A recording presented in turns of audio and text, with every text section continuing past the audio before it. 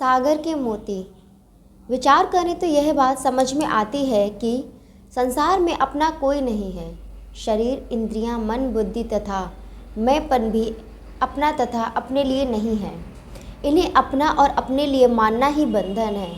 मैं और मेरा ही माया है। मैं और मेरा दोनों ही जगह भगवान है। जीव स्वतः निर्मम और निरहंकार है। मैं मेरापन बदलता है, जो बदलता है वह सच्चा नहीं होता। सुसुप्ति में मैं मेरेपन का भान नहीं होता, पर अपनी सत्ता का अनुभव होता है। आपकी सत्ता मैं मेरेपन के अधीन नहीं है, मैं मेरापन आपके अधीन है। वास्तव में मैं और मेरा नहीं है, प्रत्युत तू और तेरा है। भगवान का होकर भगवान को पुकारोगे तो माँ की तरह भगवान को आना पड़ेगा। जैसे बालक को माँ की याद आती है, ऐसे भगवान की याद आए। अपने को शरीर सहित भगवान का मान लो। वास्तव में हम सदा से ही भगवान के हैं, अतः भगवान का होना नहीं है, केवल अपनी भूल का सुधार करना है कि मैं संसार का नहीं हूँ। आज ये विचार कर लो कि हम भगवान के सिवाय किसी के नहीं हैं। अपने को भगवान मान लेने के बाद परिवार से आदर का, सेवा का, पूजा का बर्ताव होगा। परिवार में ममता होने से बढ़िया बर्ताव नहीं होता। कन्या पहले पति की न होते हुए भी विवाह के बाद पति की हो जाती है। अब भगवान के होते हुए भगवान के हो जाओ। परमात्मा की प्राप्ति कठिन है ही नहीं। संसार तो निरंतर हमारा त्याग कर रहा है। कामना का त्याग कठिन है तो क्या कामना की पूर्ति सुगम है? कामना की पूर्ति तो असंभव है। सभी कामनाएं आज तक किसी की भी पूरी नहीं हुई, पर कामनाओं का त्याग करके कई संत हो गए। कामना का त्याग करना है, यह विचार ही कामना छोड़ने में बाधक है। वास्तव में नित्य निर्वृत्ति की ही निर्वृत्ति करनी है। संसार का त्याग करना नहीं पड़ता, संसार पहले से ही निर्वृत्त है। केवल इस वास्तविकता को स्वीकार करना है। यदि मानव की पूर्ति कामना के अधीन है तो फिर सभी कामनाओं की पूर्ति होनी चाहिए। अतः पूर्ति कामना के अधीन नहीं है, प्रत्युत किसी विधान के अधीन है। विधान की पूर्ति बिना कामना के भी होगी। इसलिए कामना करना केवल दुख पाना हुआ। जिसको आप पकड़ना चाहते हो वह छूट जाए तो आपकी फजीती ही होगी।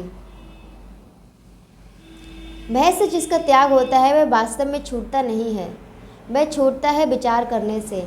भय से होने वाला सुधार वास्तव में सुधार नहीं है, विचार करने से सुधार होता है। भीतर की दुर्भावना भय से नहीं मिटती, प्रत्युत विचार से, सत्संग से मिटती है। विवेक का आदर करने से मनुष्य अपना सुधार कर सकता है।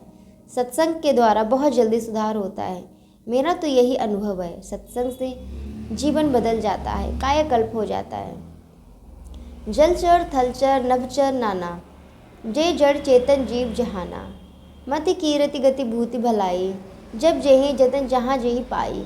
सो जानब सत्संग प्रभाऊ, लो कहो वेद न आन उपाऊ। भय से तो मूर्खों को ही थोड़ा लाभ होता है। मूर्खों के सुधार के लिए दंड है, नरक है।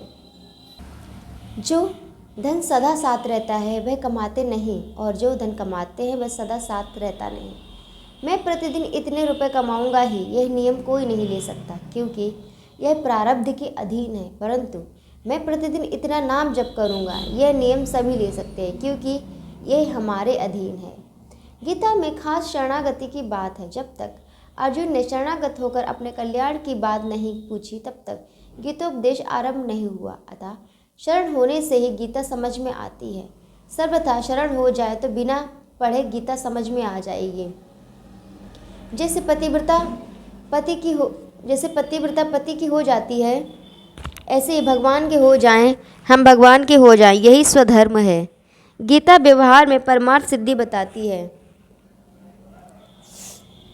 अपने लिए कुछ नहीं करना है, यह गीता की शैली है। लौकिक पारमार्थिक सभी कर्म दूसरों के लिए करने हैं। समाधि भी अपने लिए ना हो। अपने लिए कर्म करना ही बंधन का कारण है। गीता के सिद्धांत के अनुसार मैंने अभी तक ये समझा है कि कल्याण भी अपने लिए नहीं करने से नाशवान वस्तु मिलती है। नाशवान वस्तु में आसक्ति होने के कारण सहज सुख राशि की अनुभूति नहीं होती। क्रिया के द्वारा संसार की सेवा होगी, परमात्मा की प्राप्ति नहीं होगी। संसार से संबंध विच्छेद होने पर परमात्मा शेष रह जाएंगे। समाधि से व्युत्थान तभी तक होता है जब तक तत्व की प्राप्ति नहीं होती। तत्व की प्राप्ति होने पर सहज समाधि होती है।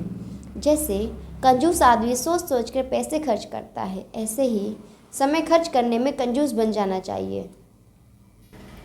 उन्नति धन से नहीं होती, प्रत्युत स्वभाव शुद्ध बनने से होती है। एक सुगम उपाय है कि प्रतिदिन प्रातः सब गंगा जल लें, मृत्यु न जाने कब आ जाए। गंगा जल लेने वाला नरकों में नहीं जा सकता। नाम जप से भी बहुत रक्षा होती है। गोरखपुर में प्रति 12 वर्ष प्लेग आया करता था। भाई जी श्री हरमान प्रसाद जी पोक्षार ने 1 वर्ष तक नाम जप कराया तो फिर प्लेग नहीं आया। यात्रा के लिए जाते समय नारायण नाम का 4 बार उच्चारण करना चाहिए। प्रतिदिन माता के चरणों में मस्तक टेककर प्रणाम करें। बड़ों को नित्य नमस्कार करने से आयु, विद्या, यश और बल ये चारों बढ़ते हैं। प्रतिदिन कीर्तन करो, गीता रामायण का पाठ करो। जीवात्मा के एक तरफ संसार है, एक तरफ परमात्मा है। संसार दिखता है पर रहता नहीं, परमात्मा दिखते हैं पर रहते हैं। संसार हरदम बदलता है, इसमें बदलने के सिवाय कुछ तथ्य नहीं है। संसार को देखने वाले संसारी होते हैं, परमात्मा को देखने वाले महात्मा होते हैं।